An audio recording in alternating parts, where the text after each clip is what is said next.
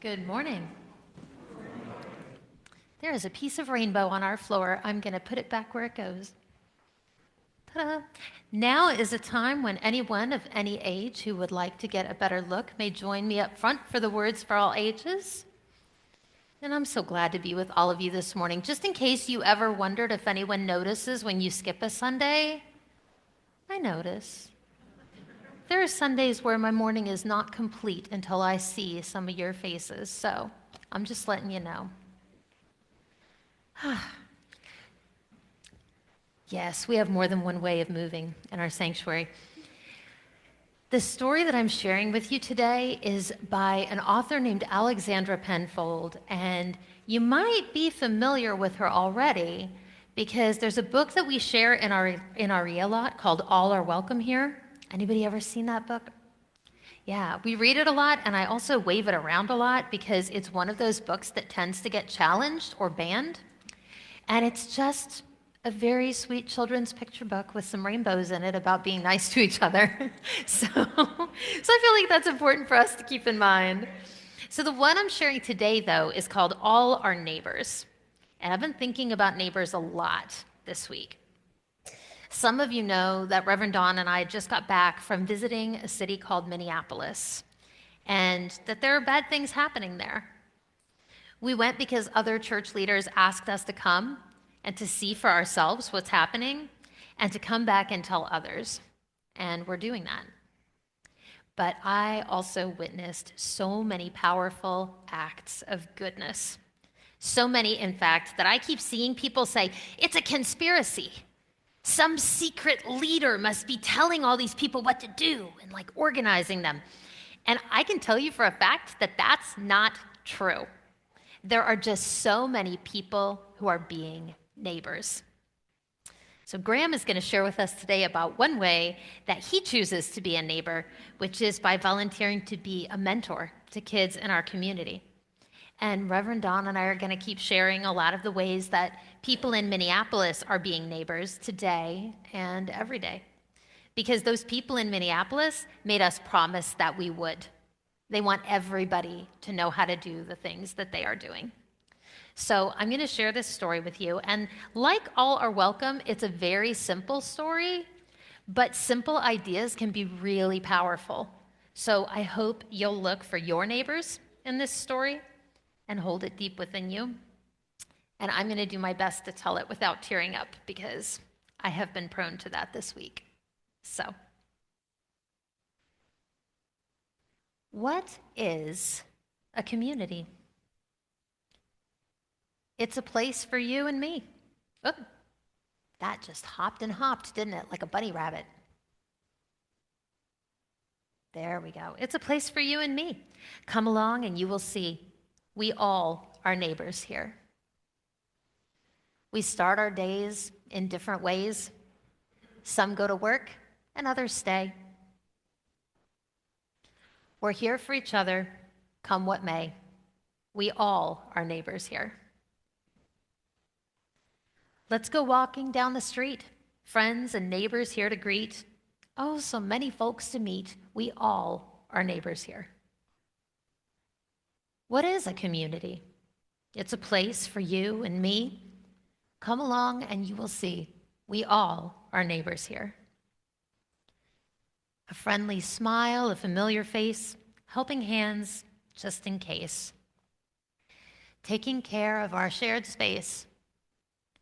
We all are neighbors here. We can help each other along, building bonds that are strong, so everyone knows that they belong. We all are neighbors here. What is a community? It's a place for you and me. Come along and you will see we all are neighbors here. The sound of music in the street, the scent of goodies ready to eat, feeling at home and complete. We all are neighbors here. This is our community. We celebrate diversity. There's a place for everybody. We all are neighbors here. It's a really simple message. It almost seems like something that we shouldn't have to say out loud very much. But right now, it feels important to say it out loud all the time. And I want to share with all of you, especially the grown-ups, that I've put out a bunch of new resources on being a neighbor, on neighboring. You'll notice that on top of the RE shelf out there in the social hall, we've got a new zine library. If you don't know what zines are, they're little homemade magazines. Sometimes we buy them, and other times somebody says, I made this. Share it with as many people as you can because there's important information in there. So if the zine has a barcode in the back, you'll need to check it out from our library system, and you could do that on your phone, and there's a sign up there explaining how to do it, okay? But there are also books that you can just take that are about how we use whistles in our community and how we tell people when someone's not doing what they're supposed to do in our community. Holly has one of the whistles, and there is some cord out there too if you want to put your whistle on a string. So, we've been talking about neighboring in RE for as long as I've been here. We've used words like community and mutual aid, and most importantly, the people help the people. All of those ideas are more important now than they have ever been in a long time. So I hope that all of us today, those about to sing our way out to RE and those who stay here in the sanctuary, will roll up our sleeves and start looking for some neighboring to do. Thank you.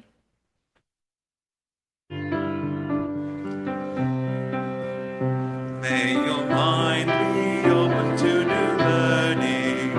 May your lips bring truth into the world. May your heart know love and your hands do the work of justice as you go your way in peace. As you go your way in peace. May your mind be open to new learning. May your lips bring truth into the world. May your heart know love and your hands do the work of justice as you go your way in peace. As you go your way in peace.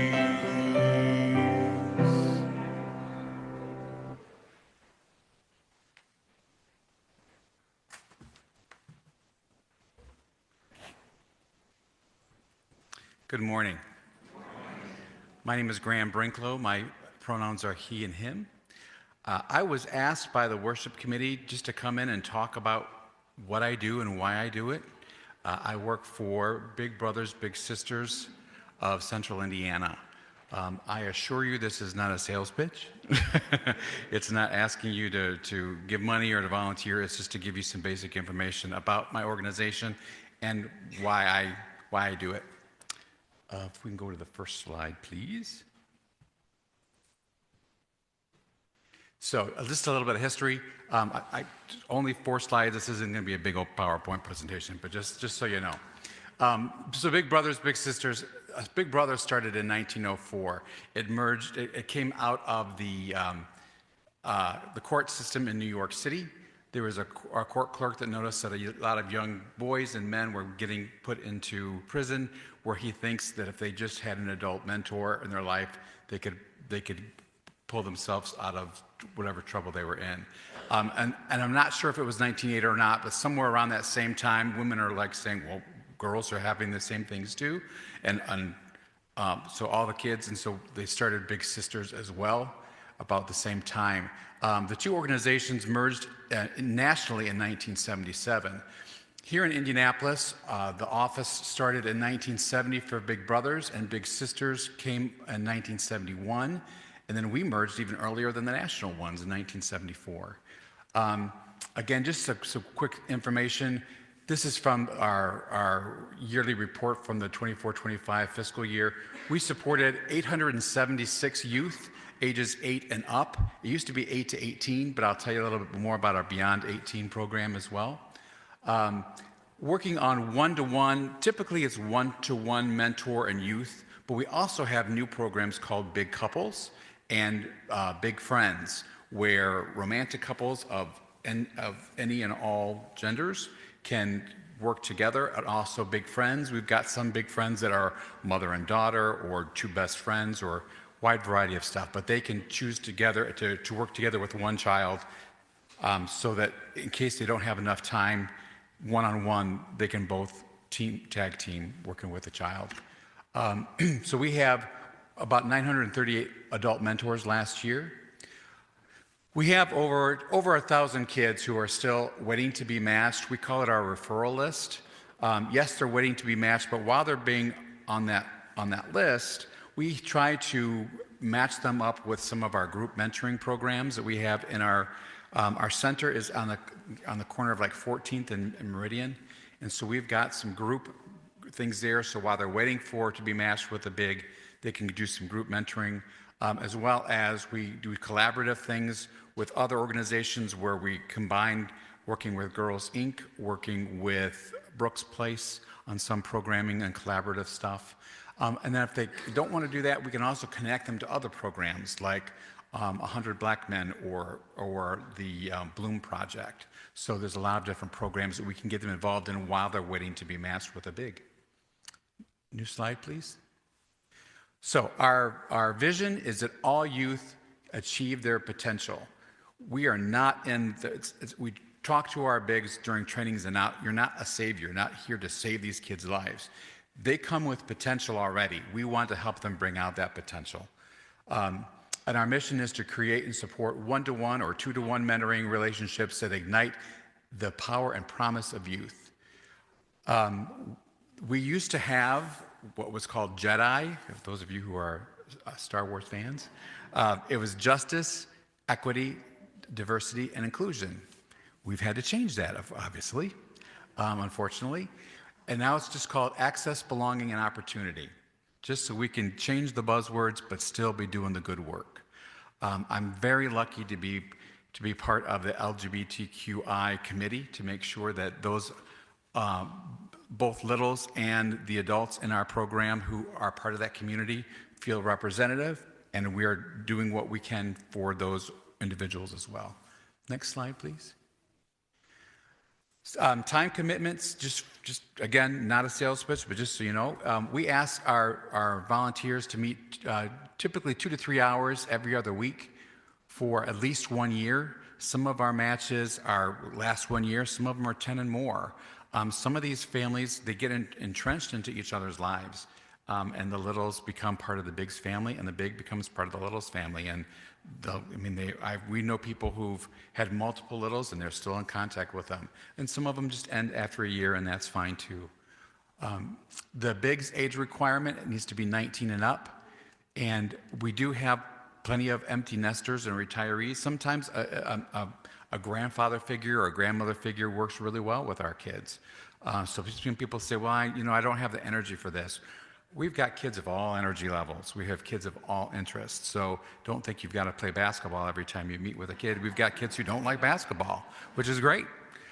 So we've got a wide variety of kids with different interests and different family backgrounds, a wide variety of socioeconomic levels from neighborhoods that would be considered kind of tough neighborhoods to live in to big houses up in Westfield. So, we've got a wide variety of different levels of families that we work with.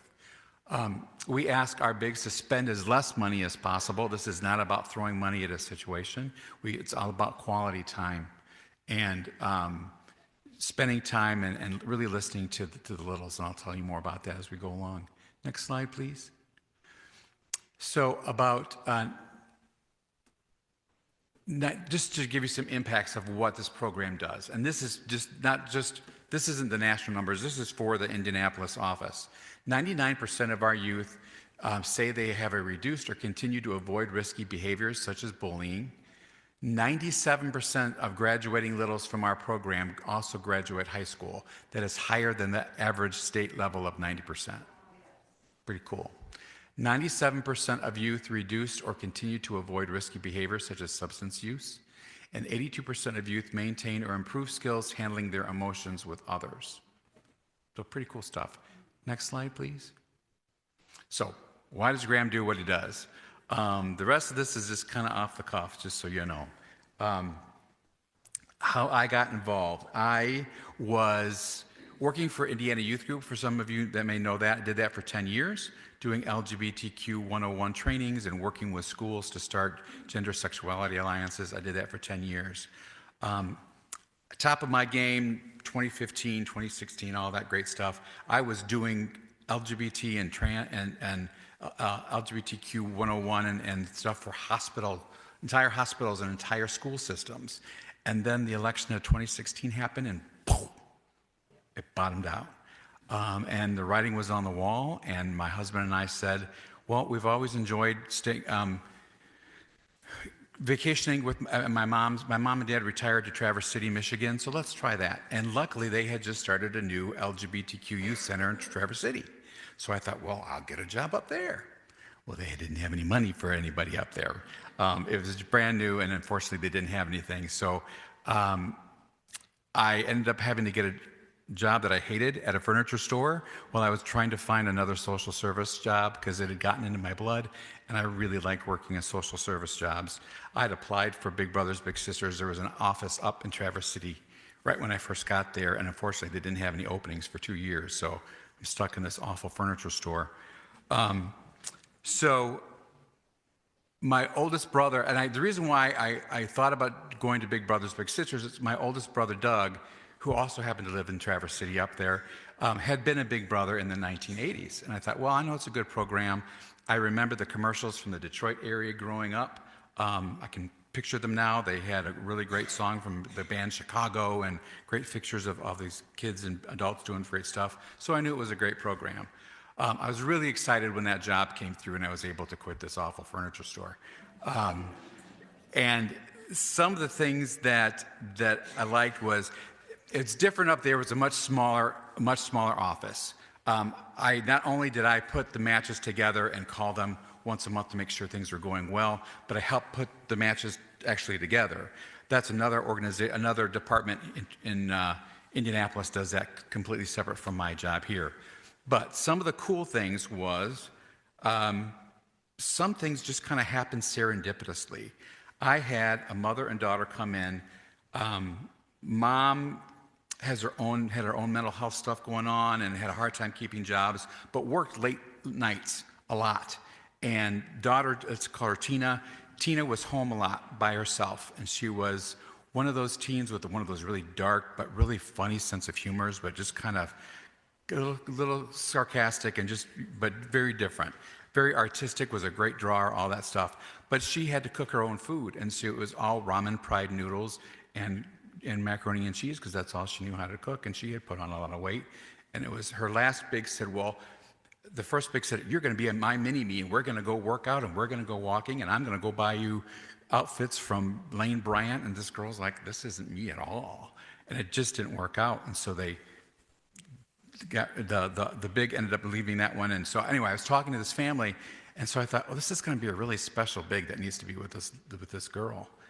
1 week later, in walks this big. It was this adult to apply. Let's call her Myra. Myra said, well, my brother and I were home a lot because my mom worked nights, and I had to learn how to cook for myself. And I'm an artist. I like to draw, and she kind of also had this dark sense of humor. And she's telling me this really horrible stuff about her childhood, and I'm smiling. And she's like looking at me like, I'm sorry to be smiling, but I have this kid, and you're talking to me, and you're just like, this just is meant to be. And I mean, because I have this kid who needs to learn how to cook and needs to learn how to take care of herself. And it was just boom. So that was a match that I got to put together, and it was great. By the time I was leaving there, and one of the reasons I chose Big Brothers Big Sisters was because I was hoping to move back to Indianapolis with my husband. We realized that Traverse City was not the right fit for us. And so luckily there was an opening there and down here, and I was able to move. Right before I moved, we had this kid come in, and he was not on my caseload, it was on my friend Allison's, and she was telling me about him, and she said, yep, he's just lost his dad to cancer. He's 11 years old. He really likes hunting and fishing, and she told me where he lived, and I'm like, that's like right by my brother's house. my brother likes to hunt and fish. And so I called my brother Doug and I said, I know you did this 20 years ago. I said, don't do this because I'm asking. But I told him about, we'll call him Mike. So I told him all about Mike.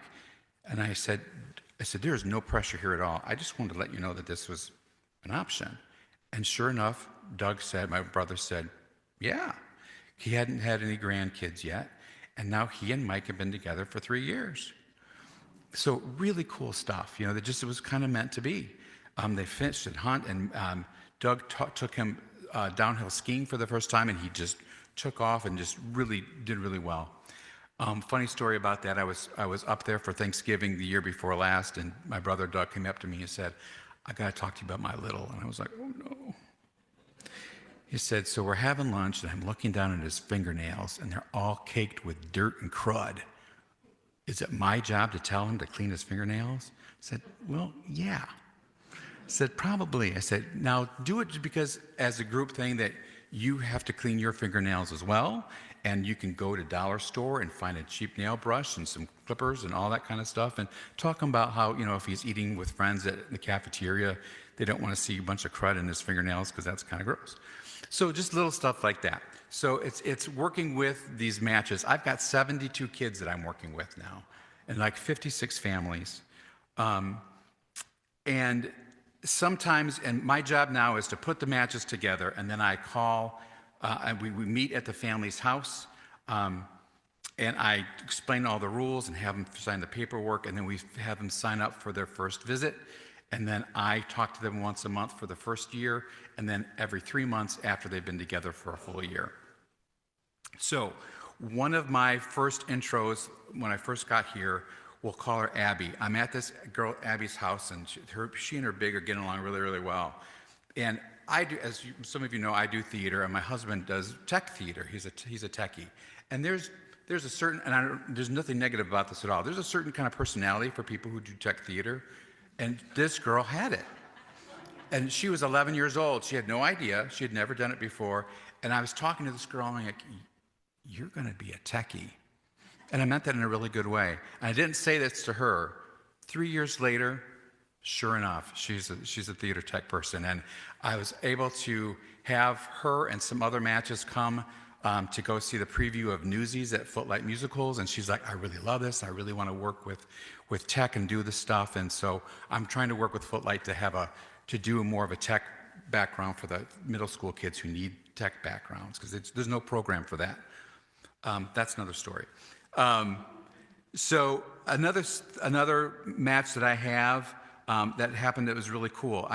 We had a person drop off a sewing machine saying, hey, do you have a kid who could use a sewing machine? And so my coworker talked to all of our department and said, hey, do you have any littles who could use that? And no one said anything, and I thought, So I've got this great little named, my caseload named Peter. I'll call him Peter. Peter wants to be a drag professional, and he has a wonderful big who takes him looking for wigs and going through Goodwills and looking for gowns and all that kind of stuff. They went to a Pride event up in Fort Wayne, and were there waiting for the drag show to start. They had music playing, and he got up and lip synced in front of the whole crowd and people were like giving him dollar bills while he was waiting. Great kid, it's so cool. So I thought, I wonder if Peter would be interested in the sewing machine. So I called Mom, and she said, absolutely. And she talked to him, and he said, oh, this would be really cool. So just little things like that, like I'm finding little things.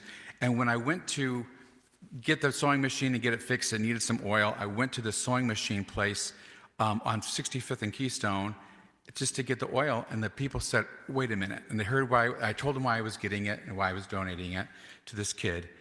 And they said, can you wait for just a minute? And these two ladies went to the back room and came back with a brand new sewing machine that someone had given to them. And she said, we want to donate this one too. So now I had two sewing machines. So I gave Peter the brand new Brother sewing machine, and I had this old Singer that was still working. So I called Abby, the tech person, and I said, Abby, are you interested in doing costuming stuff? Yeah. Okay, I got this other sewing machine for you. So just little things like that it's when things are getting rough and things are getting tough, and I can get down on myself because of what's going on in the world. I think to myself, I have 72 kids that I can help make a difference, and I can work with the adults to help make a difference. And that's a big thing. When I was getting into this line of work, my uncle, my mom's brother, who was a self-made man that worked his way up from a salesperson to being the president of a motorhome company in Elkhart, Indiana, he told my mom, "Oh, don't let him go into that. He will never make any money." And she's right. Social service does not pay well. And I may retire in a cardboard box, but I wake up every morning and I'm thinking of the families through IYG and through Big Brothers Big Sisters that I get to help, and I get to see the thing of what goes on with that. And every spring we have this Celebrate Mentoring where we have the graduates come, and again, 97%. And it's just so cool. Some of them have been together for a year, but some have been together for 10 years. We have a brand new Beyond 18 program now that's coming down from the national level where they don't stop at 18 anymore. We are helping them with adulting skills, helping them learn how to, if they're not going to college, help them find some vocational jobs or internships, or if they haven't gotten their driver's license, helping them to get that done. So helping them find their first apartment. So it's beyond 18 now, and sometimes the bigs stay with them, and sometimes they say, "Hey, I've been with you now, and now it's time for you to go on your own." So just great stuff with that. So yes, Uncle Denny, I may not be making a lot of money, but I feel really, really rich. So thank you for that.